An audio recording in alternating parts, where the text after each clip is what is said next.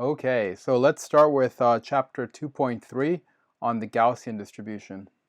Now, the Gaussian distribution is probably the most important distribution you're going to work with in your career as a machine learner or data scientist or whatever it is. So it's really, really important to get a really good grasp of this stuff. We're going to cover a lot of aspects of the Gaussian distribution in this section and the following sections. Just try to get a sense of it as we go. Don't worry too much about memorizing everything. You'll get plenty of practice with it, but just make sure that when we're going through, you understand the steps of each of the derivations, because I think these are actually really quite important. You don't have to memorize, how we got there, but you should know how to do it.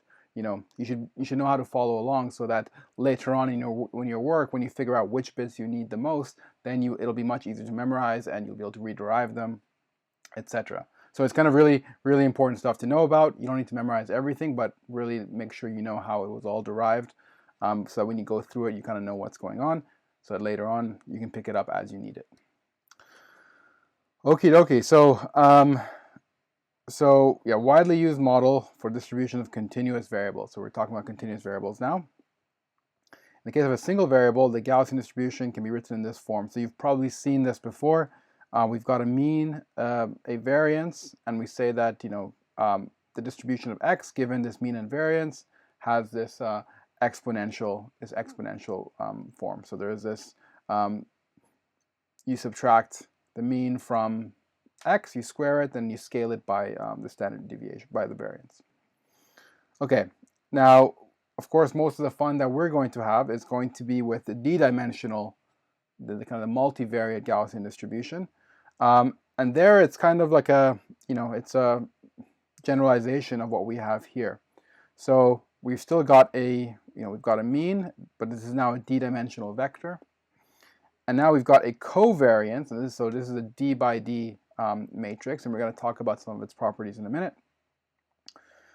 And so now the argument of the exponential, which was this, the deviation from the mean squared scaled by the variance, basically the same thing. If you got the deviation from the mean squared, so it's showing up twice, and it's now being scaled by 1 over the variance, so the inverse of the covariance matrix. So basically, kind of if you try to think of how you can get, if I give you the covariance matrix and the mean, and you try to get a scalar out of it, this is basically one of the probably the first ways that will come to your mind. So again, it's the same idea. You've got the deviation from the mean, and then scaled by this by the inverse of the covariance. The same way that we've got this deviation from the mean here, scaled by the inverse of the variance.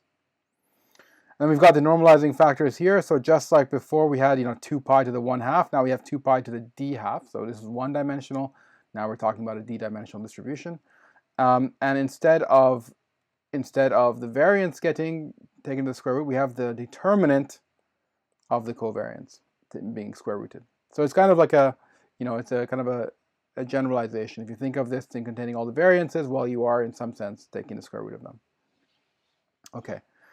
So this is something, again, you'll come across lots of times, and you'll eventually just memorize it by chance, by just seeing it lots and lots of times.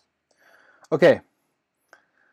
The Gaussian distribution arises in many different contexts and motivated from a variety of different perspectives. For example, we've already seen that for a single real variable, so this is one of the earlier chapters, the distribution that maximizes the entropy is the Gaussian. And this is also the same for the multivariate Gaussian. So if you if you just know the mean and the covariance of a continuous distribution, the one that maximizes your entropy, so it has the most uncertainty, is the multivariate Gaussian. Okay, and another situation in which the Gaussian arises when we consider the sum of multiple random variables. So this is called the central limit theorem, or you might know it as the law of large numbers. Let me just close a particular window. So the law of large numbers, and the idea is that you have a bunch of random variables, and now you consider the sum, their sum, and that itself will also be random because the parts are random. And as this distribution becomes increasingly Gaussian under some mild conditions on the things that you're summing up. And so here we've got kind of an example of it. So here we've got kind of a uniform random variable that's being summed, and then when you have just one of them, the distribution is of course uniform. But then as you sum more and more of them, it becomes Gaussian. So that's kind of a very common setting in which we encounter the Gaussian. As part of that, partly you could say that's part of the reason why we encounter Gaussian so often. That when you have lots of factors summing up to form, another factor, if the factors going into the sum are, let's say independent, they often don't even have to be identically distributed. You'll get these kind of concentration effects. You'll get it to start looking like a Gaussian. So it's just good to know about good to know about it. Yeah, and so he's just talking about that. It says this also happens for binomial distributions, etc. So Gaussians will come up even when you're dealing with continuous distributions. They will kind of approach when you add up lots of them, you start approaching. When you're working with discrete distributions, when you add up lots and lots of them, well, that sum it's still going to be discrete, but it's going to be well approximated by Gaussian frequently. So that's what he's talking about here. Okay, so now he says, okay, look, the Gaussian distribution has many important analytical properties, and we're going to see a lot of those today. This section will be rather more technically involved than some of the earlier sections. So now we're kind of starting to get into a little bit of the meat of the book, and will require familiarity with various matrix identities. And then he says, we strongly encourage the reader to become proficient in manipulating Gaussian distributions using the techniques presented here. So learn this stuff really well, because it's going to be really useful when we talk about more complicated stuff later. So yeah, so just really important to get what's going on in this chapter. Okay, so now one of the really cool things about the Gaussian, and like the way that I often think of it, it's a very fruitful way of thinking about it, is this geometric picture that he's actually going to describe now. So let's see what he means. Okay, considering the geometrical form for the Gaussian distribution. Okay, so the functional dependence of the Gaussian on x is through the quadratic form, this thing. So what he's saying there is that if you remember what the distribution looked like, well, it was kind of something, just trying to see if you can see it, was something like, the probability of x given mu and sigma was, something, the normalizing factor times the exponential of -1/2 of x minus mu transpose sigma to the -1 x minus mu, right? This is the same as, the exponential of -1/2 of d squared. Okay, so all he's saying is that the way the x works into the distribution is via this this quantity, this quadratic form. It's called the quadratic form because you see the x's are getting multiplied by.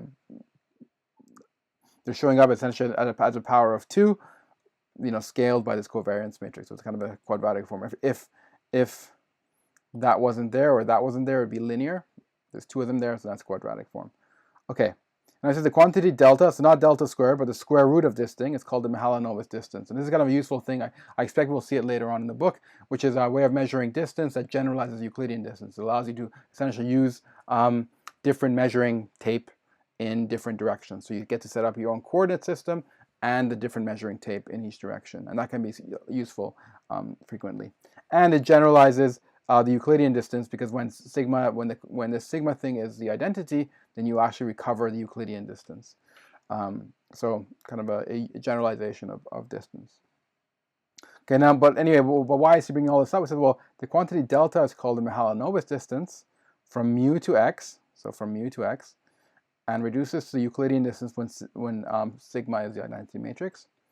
The Gaussian distribution will be constant on surfaces in x space for which this quadratic form is constant. So, and that's because, as we just mentioned, x doesn't come into the probability distribution by itself. It comes through this delta squared. So whenever this delta squared is constant, for all the values of x for which this delta squared has the same value, the probability will have the same value. So, our task is going to be trying to figure out what those sets of, those, they're called level sets, what they look like. So what are the sets of x such that delta squared on x has, a single value? Okay, so how are we going to do this? So the very first thing is, look, and this was actually, I always assumed sigma was symmetric because it's a covariance, but he says, look, even if it's not symmetric, we can just assume it to be symmetric because any anti-symmetric component would disappear from the exponent. And I guess this is an exercise, but I just kind of worked out why that is, because it was new to me as well. And essentially, remember what anti-symmetric means, right? So a square matrix is anti-symmetric. So you guys can see it. So A is antisymmetric if A transpose is equal to minus A. So it's a square matrix, has to satisfy that. Okay, so now let's see why any antisymmetric component of sigma can disappear. So there, essentially, let's just do it in terms of sigma minus 1. So let's work on, let's say if sigma minus 1 had an antisymmetric component, what would happen there? Well, so what ends up happening with antisymmetric components is that because we are, we're actually, so we're forming this quadratic form, and in that quadratic form, the antisymmetric component drops out. So let's just see, we can do that in a couple of steps actually. So I'm just going to call, let's say sigma minus 1. So any matrix, any square matrix, you can write as a sum of a symmetric part and an antisymmetric part. So let's just call this S for the symmetric part plus A for the antisymmetric part. So now if we form this quadratic form, you get x mu t times S plus A times x minus mu. Okay, and let's just, I don't want to keep writing x minus mu out, so let's just call this something else. Let's call this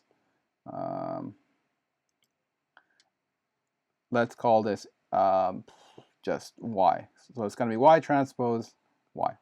Okay, so now we can expand this out. So it's going to be y transpose sy plus y transpose ay. Now this is the bit that we're going to hope sticks around, but this bit we'll see is actually going to equal to 0, right? And the reason why, let's just look at it in isolation. So we know that this is, so that's the number we're dealing with, but it's a scalar, so we can actually write this as it's equal to its own transpose. So we can, is equal to y transpose a y transpose, because the transpose of a scalar is the same scalar.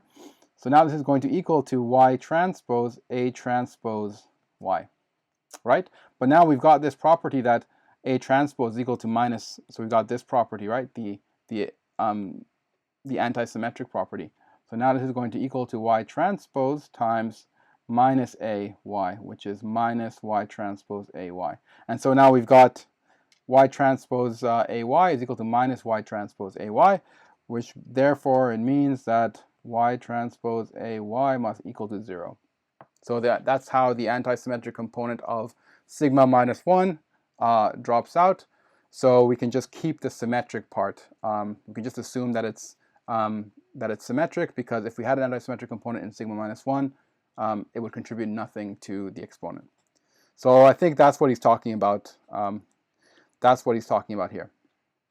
So so it can be taken to be symmetric without loss of generality, because any antisymmetric component would disappear from the exponent. So we've worked it out for sigma minus 1. I think you could probably work it out for sigma as well in the same way. Okay. Now consider the eigenvector equation for the covariance matrix. So this is just the equation for the eigenvectors. We haven't said anything about them, and there's up to d of them. Now, because sigma is real, because it's a real symmetric matrix, its eigenvalues will be real. So that's an important property of real symmetric matrices. And its eigenvectors can be chosen to form an orthonormal set, so that ui transpose uj is iij. So let me just get rid of all this stuff. So this is just an important property of symmetric matrices. Again, a really important thing to keep in mind, that symmetric matrices, real symmetric matrices, have real eigenvalues, and they have orthonormal eigenvectors. And so what that means, yeah, you might have also seen this as delta ij. So the idea is that we can form all of their eigenvectors. So in general, this is not the case, but it is the case for real symmetric matrices. Their eigenvectors are all orthogonal. So and orthonormal, so you can pick them so that they have unit length and they're all perpendicular to each other. So that's what this says. So very important property, comes up all the time. Okay, so this is just the delta function. So ij is 1 if I is also the identity matrix. So essentially he's saying if we say U is equal to U1 transpose U2 transpose this is just saying that U transpose is equal to I. So this is just I. Okay, now the covariance matrix can be expressed as an expansion in terms of its eigenvectors in the form sigma is equal to this sum on the eigenvalues times UI transpose. This is also very, very useful. I use this all the time. Yeah, so this is a really good one to know. There's an exercise on proving this. We can again do, if you just do it really quickly. So essentially, one thing you can do is you can say, well, okay, so if we've got this condition. Let's see if you can see this. Yeah. So we're going to be using this condition. So now we're going to just multiply both sides of this by UI transpose. So now we'll get the UI transpose is equal to lambda I UI transpose. Okay. And now we're going to sum on both sides over the numbers over the dimensions 1 to d. So this is going to be a bit confusing because we're going to see lots of sigmas. But let me see if I can make them distinct. Of sum UI transpose is going to equal to sum lambda I UI transpose. So now let's zoom in a bit. So now let's look at this thing. So now this sum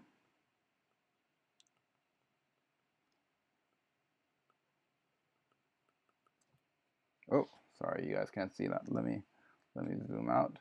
So that's what I just wrote. So I just wrote this. So now we can actually just take the sum on the outside and just write this as, is equal to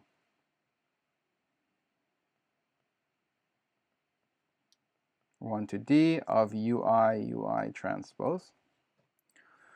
And now you can actually write this. This sum is actually going to equal to U transpose. So this is just the sigma we had from before, and this thing, it's actually a really cool property. It's a very useful product formula. So normally, when we're multiplying matrices, you multiply the rows, the rows of A with the columns of B, and you fill in the individual elements. But actually, if you can actually do it a different way. So you can actually say, well, let's look at the columns of A and the rows of B. So this is A1, whatever it is, M times, and we're going to,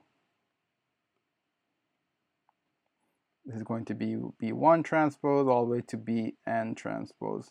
Oh, sorry, this should be Bm as well. So now you can actually, you can actually write this sum in terms of, and these are all just the rows and columns. So you can actually write this as the sum on AI Bi transpose. So we're just kind of doing the same thing here. So it's kind of doing this matrix product in terms of the columns of the first matrix and the rows of the second. So it's really, really useful. I use this all the time as well. And now we've done the same thing up here. So if I zoom in, essentially what we've done is we've now got a similar situation, right? We've got a bunch of columns multiplying a bunch of rows and then getting summed. Well, that's exactly this situation. And so we just go from the same way that we go from this all the way back to the product. We're just going to do the same thing. So now we're going to make a matrix whose columns are U and whose rows, and for the second one, the rows are going to be UI transpose. So you end up just getting U transpose, and this is going to equal to, so this is just going to become the identity, and it's going to equal to sigma. So essentially we're going to get that sigma is going to equal to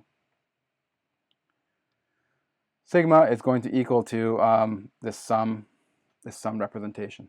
So hopefully that'll give you at least some hints for how to do that problem. A very useful representation of matrices in general, but in particular this covariance matrix we're working with.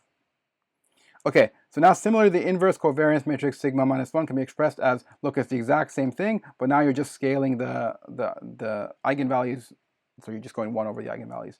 And you can kind of see that this is correct by multiplying this by that.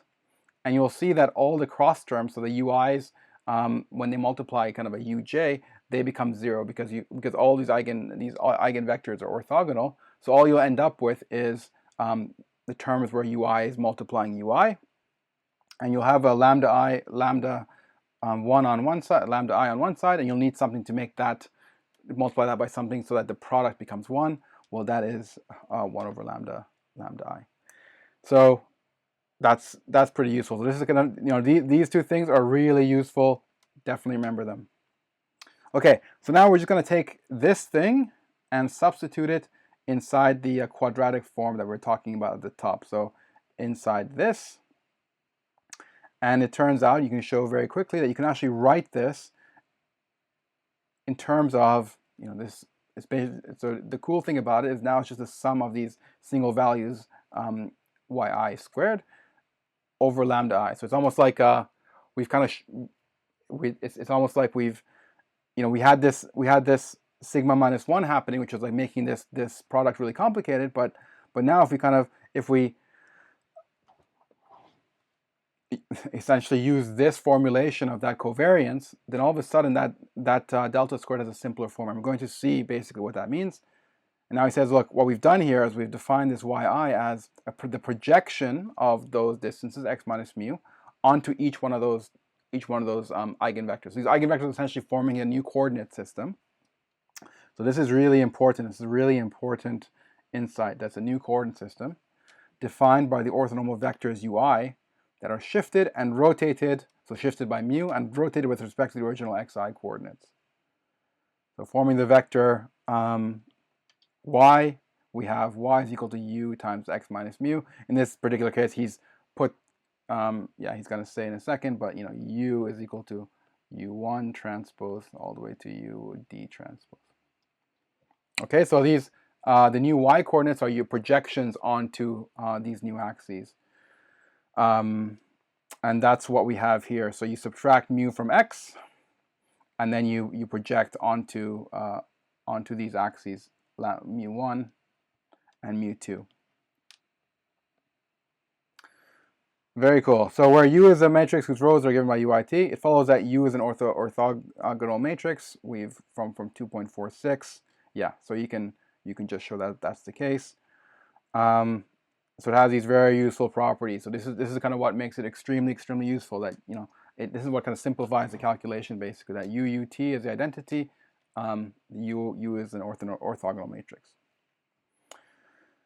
Okay, so the quadratic form and hence the Gaussian density will be constant on surfaces for which 2.51, in the book it says 2.51, I believe he means 2.50. So it's going to be, again, where these things are constant. So in yi coordinate, but the cool thing is that in yi coordinates, these are actually very simple sets, right? So imagine if lambda I wasn't there, these would just be circles. So now these are just circles, but scaled by the lambda I. So essentially what you have is, in these yi coordinates, this is y1, y2, you see that if you have an ellipse, and the length of the ellipses are just the square roots of the lambda I. So then that's just coming from, again, this thing, right? So this is the equation of an ellipse. If the lambda i's were 1, you would get a circle, and because they're not 1, now you're scaling everything by the square root of those eigenvalues. So this is a really important, like when you're trying to think of like what does the Gaussian distribution look like. The mean shifts everything, and then the covariance gives you the general shape of that Gaussian, that point cloud that you're describing with the Gaussian. So it's really useful to keep that in mind.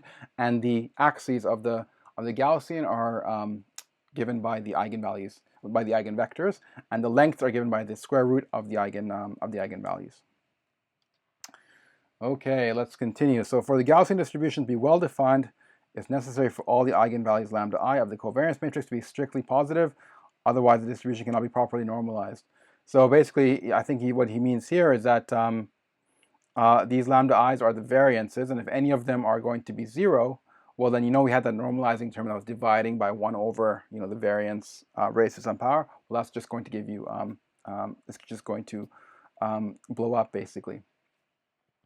So essentially, what you need is you need your covariance matrix to be positive definite. So another way of thinking about that is it's related to the fact that you're trying to compute the volume of something, and if one of those dimensions is perfectly flat, that volume is 0. So it's just you're going to run into problems. So when you try to normalize by that volume, you'll get 1 over 0 problems, etc. So most of the time we want these lambda i's to be positive. Otherwise, you want to work in the lower dimension where all of your lambdas are positive, but you just have a smaller number of them. A matrix whose eigenvalues are strictly positive is said to be positive definite. Yeah, so in chapter 12 we'll encounter those settings, but let's not worry about that for now. If all the eigenvalues are non-negative, then the covariance matrix is said to be positive semi-definite. Okay, so these are good terminology to remember. Positive definite means you're definitely positive, and positive semi-definite means you're positive or 0. And essentially what we want for what we discuss here is that the covariance, the sigma, be positive definite. Okay, so now consider the form of the Gaussian distribution in the new coordinate system defined by yi. So now, in going from the x to y coordinate system, we have a Jacobian matrix J with elements given by this. So remember, we need the Jacobian, so someone's given us the distribution, the probability distribution in the x coordinates. We now want to figure out what it is in the y coordinates. So remember from the first chapter, we need to do this change of variables thing, when we need the determinant of the change of variables.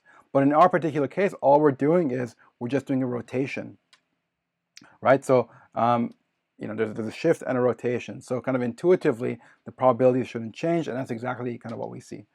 So we have a Jacobian matrix with elements given by this. So remember, this was just how you went from x to y, where U or JR are the elements of the matrix U transpose. Using the orthonormality property of the matrix, we see that the square of the determinant of Jacobian matrix is, and so okay, so we care about this matrix, which is just U or U transpose, whichever it is.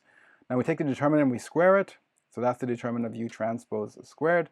And now we have the property of transposes that, no, well, he's just literally just multiplying them actually. So this is U transpose, this would be U transpose times U transpose, which is equal to U transpose U, because the determinant of the transpose is the same as the determinant of the original vector, of the original matrix.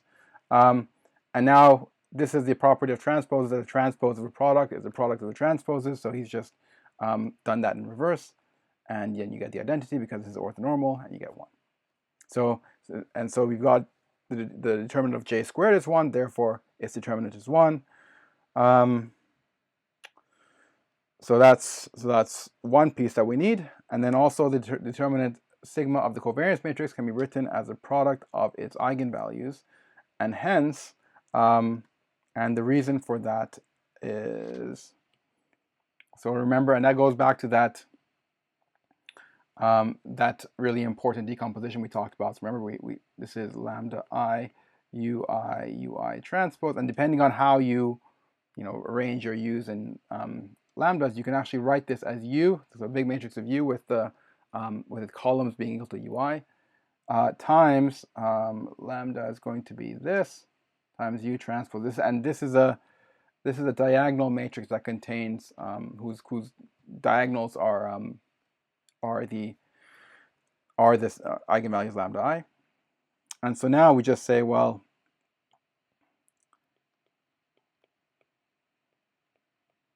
U transpose, which is going to equal to U transpose, and now this is going to equal to, you can just remember that you can either do the U transpose U thing, combine, or you can just remember that unitary matrix, orthogonal matrices have unit determinant. This is going to equal to I times I, which is going to equal to, so this is going to equal to the product of the lambda I. Okay, so that's this property here, so that the determinant of the covariance matrix can be written as the product of eigenvalues, and hence If you take the square root, then you're just going to square root each of the elements. Okay, so thus in the yj coordinate system, the Gaussian distribution takes the form. So we've got p of x times root of j. So we've done two things. First, the determinant of j is 1, so that doesn't change anything. This is we've just rewritten remember we had that term which was 1 over 2 pi of determinant of sigma to the so and so. We just written it in terms of lambda j. And so the cool thing about this is that we actually see that the probability distribution in y coordinates is just a product of a bunch of independent Gaussians. So you've got the independence comes from this product aspect, and you've essentially got, instead of having things being related to each other via this complicated covariance matrix, you're essentially just multiplying a bunch of one-dimensional Gaussians. So your life is actually made a lot easier. You now can just deal with a bunch of independent Gaussians, and that's always easier. Which is a product of d-independent univariate Gaussian distributions. The eigenvectors therefore define a new set of shifted and rotated coordinates with respect to which the joint probability distribution factorizes into a product of independent distributions. That's an extremely useful property, which you should grab whenever you can get it. And the integral of the distribution in the y-coordinate system is then, and you're just integrating it, and you can just integrate over each of them individually, and they're all ordinary normal distributions. They all integrate to 1, so then the product is 1. So here we have used the result for the normalization. Yeah, okay. So now we're going to look at the moments, and so the aim is now we've got this distribution. Let's pretend we didn't know what the mean and the variance were. Let's try to derive what they are. Okay, so interpretation of the parameters mu and sigma. You already probably know what these are, but let's just kind of work it out. So the expectation of x under the Gaussian distribution is given by, so here is just a normalizing factor. We've got the exponential, so now this is the probability distribution, and now we are taking the expectation of x. So the first thing it's going to do is just make the simple change of variables to z is equal to x minus mu. So that replaces the x minus mu with z. Doesn't change our differential here very much because they're just linear. And then we say, okay, so now he does an interesting thing. So then we now note that the exponent is an even function of the components of z. So essentially what he's saying is, if we just look at the exponent, is equal to, let's just some function, right? With some function of z1, z2, zd. And now let's say we flipped. Remember what an even function is, right? An even function is one for which if you flip this, so f of x is even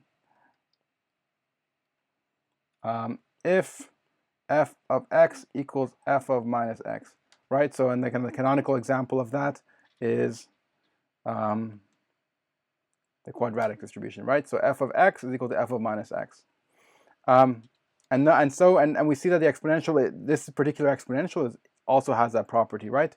And the reason why is because basically the z's kind of show up twice. So if we put in f of minus z1, so what's going to happen? Well, we're going to get it's going to be exponential of minus 1/2, and then there'll be that minus 1 showing up from the z1. We can just factor it out, and then there'll be another minus 1 showing up from the z. We factor it out, and now these are going to cancel, and so this is going to equal to let me get my pen. So this is going to equal to f of z1, leaving everything else exactly the same. So now he's saying, well, look, now we have when we're doing this integral, we're going to be doing the integrals over the individual coordinates, and this function is an even function over each one of those coordinates. So so when we're integrating this exponential over z1, well, now we have an even function of z1 being integrated against z1, and now and so what happens with even functions when you integrate them against linear functions like this? Well, the result is 0, right? Because this leg, this leg, everything is positive, but on the other side, everything is negative by the same amount, so the sum is 0. So effectively, all he's saying is, when you're doing this integral, this part becomes 0 because you have an even function integrating against that kind of linear function there. And all you leave is the integral against mu. But that mu is constant, so you can take it outside of the integral. And that the whole integral evaluates to 1. So the result of the expectation of x evaluates to 1. So that's all he's saying here. Note that the exponent is an even function of the components of z, and because the integrals over these are taken over the range minus infinity to infinity, the terms in z in the factor will vanish by symmetry. So that's what we just talked about. Therefore, expectation of x is equal to mu, so we refer to mu as the mean of the Gaussian distribution. Okay, so this is, you probably expected this to be the case, and it is. Okay. We now consider the second order moments of the Gaussian. In the univariate case, we consider the second order moments given by expectation of x squared. For the multivariate Gaussian, there are d squared second order moments given by xi, xj, which we can group together to form the matrix expectation of x, xt. It is much easier almost all the time to work in this form. So I would highly recommend getting very comfortable with that. So this is still very useful, and it can be really useful when you're trying to figure out like what exactly is an algorithm doing, how does it work on an element-wise basis. So it's really, you should know this form, but this, in my experiences, just makes your life enormously easier. And actually, often you kind of get a better sense of what's going on when you work in this way. Okay, anyway, so let's get on with it. So the expectation of x, xt, again, here is this thing we're taking expectations against. Here's x, xt. We're going to switch variables again. And so now we're going to get a few terms showing up. So there's going to be terms that look like zt. There's going to be one that's mu zt plus z mu t plus mu t. Okay? So what's going to happen? Well, these guys, again, look at the z is showing up once. You're going to be in the same boat as before when we're integrating against an even function. So these guys are just going to go to 0. Mu t is just going to come to the outside because it's constant. So all that's left is the expectation of against zt. Okay, so let's keep reading. So we have changed variables. Note that the cross terms, and the slight typo here, will again vanish by symmetry. So that's what we talked about there. Oops, and let me zoom out. Yeah, there we go. The term mu t is constant and can be taken outside the integral. So that's what we mentioned, which itself is unity because the Gaussian distribution is normalized. So now we get to this guy, which is the only one that's interesting to deal with. And again, we can make use of the eigenvector expansion. Eigenvector expansions are so useful. Like they just make life possible, basically. Again, we can make use of the eigenvector expansion of the covariance matrix given by 2.45 together with the completeness of a set of eigenvectors. So it just means that any vector in that space can be expressed uniquely in terms of those eigenvectors. So we said the z is going to be, in terms of this eigenbasis, it's going to have these coefficients yj. And those coefficients, because you have a orthonormal basis, are the projections of z onto those basis elements. So now we take this thing, and now we can write it. So what have we done? We have now replaced each of these z's with this. And so you end up with, because you're multiplying two of them together, you end up with zt is going to equal to sum on I, sum on j, ui, uj transpose, yi, yj. And these guys are vectors, and y and yj are the coefficients, they're scalars. So that's what you see, that's what you're seeing here. And the ui's and uj's, they just come out because they're constant relative to the integration, but the coefficients stay because now we're integrating with respect to y. We've switched coordinates to the u coordinates that we had before, to the yi and yj coordinates. Okay, so now so now what's going on here, right? So here you just have to look again, and we're playing the same game. So the only terms that remain, when yi doesn't equal to yj, then again we'll have the situation of integrating a linear function against an even one, so it cancels out, so it becomes 0. So the only terms that remain are the ones where you have an integral of yi squared. So there's going to be the only ones that remain are the ones that are of this form, and you will remember that. So this is now. So now what is that? Well, that is actually, this is a centered one-dimensional Gaussian. So the so when you take the expectation of that variable squared, it will actually equals the variance. In general, you remember that the expectation of xi squared is equal to the variance plus the expectation of x squared, right? But here we have, we can tell from the form of this Gaussian that its expectation is actually 0.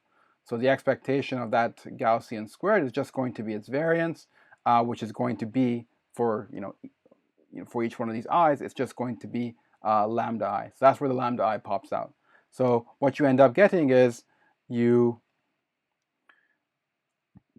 kind of compute these expectations, and all that pops out, the only terms that matter are the ones for which yi is equal to yj, and all of those reduce to lambda I, and j is equal to I. So you just get this sum happening over ui transpose lambda I, which is, again, famously, it's going to be our covariance. So, and it says where we have made use of the eigenvector equal to 2.45, together with the fact that the integral on the right-hand side of the middle line vanishes by symmetry unless I is equal to j. So that's kind of what we just talked about. And the final line, we have made use of the results, thus we have the expectation of xxt is mu t plus this covariance.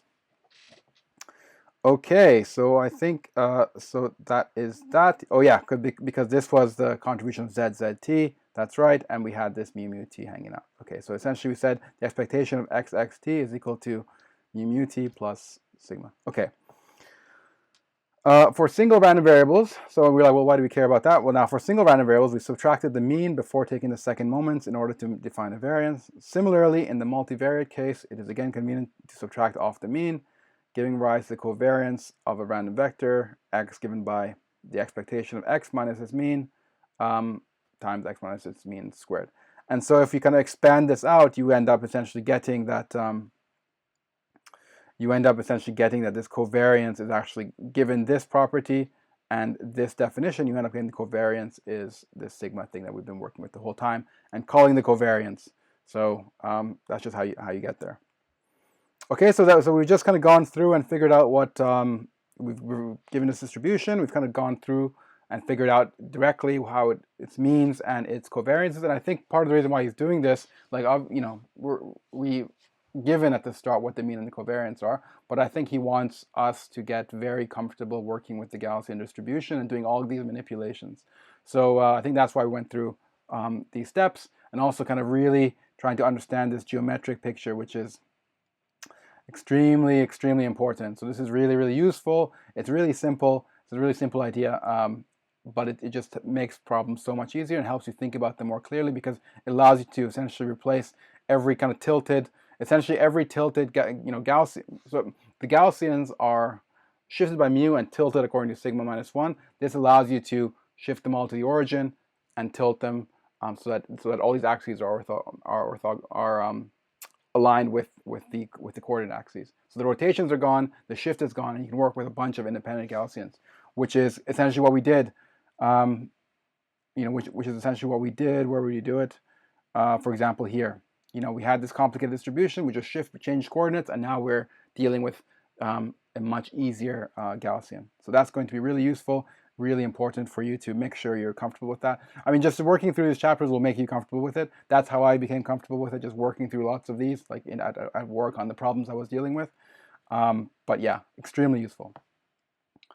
Okay, right. So, and now we're just kind of wrapping up this section. So although the Gaussian distribution is widely used as a density model because it has all these nice properties, it suffers from some significant limitations.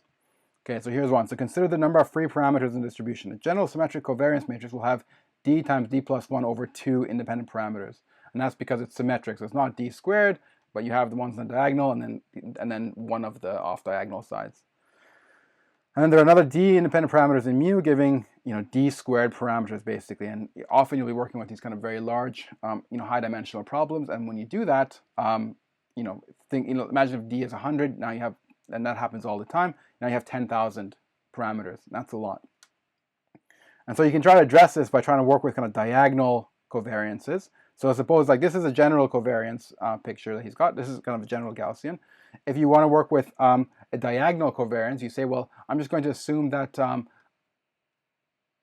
there is no off-diagonal structure, and all that matters is the variances along the coordinate axes. So essentially, you model something that looks like this with something like that, which, well, might work in some cases, but won't work in others. Another even simpler possibility is to say, look, I actually don't even care. I'm going to pretend there's just one overall variance. So you model something like this with that, which is kind of even worse. But when you're dealing with a Gaussian, sometimes, well, maybe you just don't have enough computational power to deal with anything else. So these are kind of some big problems. So whereas such approaches limit the number of degrees of freedom in the distribution and make inversion of the covariance a much faster operation, and we have to do that when we're computing Gaussian, when we're computing the probability, when we're integrating, etc. They also greatly restrict the form of the probability density and limits the ability to capture interesting correlation in the data. So now we can't capture this relationship because we're assuming things are, x and x1 and x2 are independent. Remember, we could, when we rotate the Gaussian to be aligned with the axes, we're essentially saying that it's the variables are independent. Yeah, and that's, well, what if they're not? Basically, you're losing essentially the main thing you were after.